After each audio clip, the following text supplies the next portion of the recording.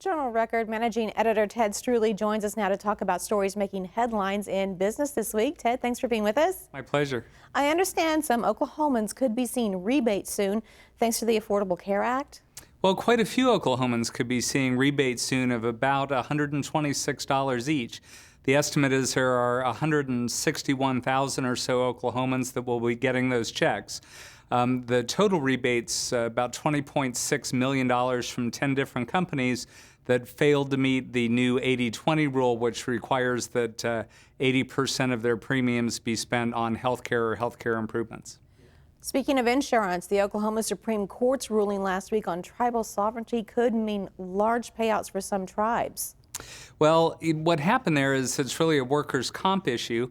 It started with a lawsuit that involved the Osage Nation, and the Oklahoma Supreme Court ruled that tribal sovereignty does not extend to the workers' comp system. Other tribes have their own court system that handles that. The Osage do not. So that's going to make a big difference for some of their workers' comp insurers. In other tribal affairs, a Native American construction affiliate has just landed its first major contract. That's right. This is another Osage story. It was the economic development arm of the Osage Nation has teamed up with Manhattan Construction and formed Osage Manhattan. They'll be building $200 million hotel casino projects, one in Skiatook and one in Ponca City, which will put them in a much better position to compete with the Cherokees, Chickasaws, Choctaws, tribes that already are in the hospitality business. All right, in another arena, some good news for Chesapeake this week. I understand they were given the green light to start construction on a new fueling station. Right. This is a large fueling station at Northwest 50th and Western in Oklahoma City, to be called Peak.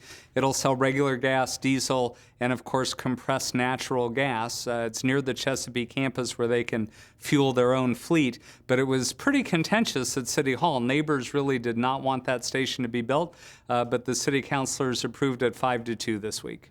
All right, speaking of energy, there's finally been a settlement in the year-long OG&E rate case. What's happened there? Well, right. OG&E originally asked for some $73 million in a base rate increase. The Corporation Commission settled with them and gave them a green light for a $4 million increase. OG&E is trying to bump those rates to recover some $500 million they've spent on various system improvements. All right, and finally, Ted, let us know, what are you guys working on for next week?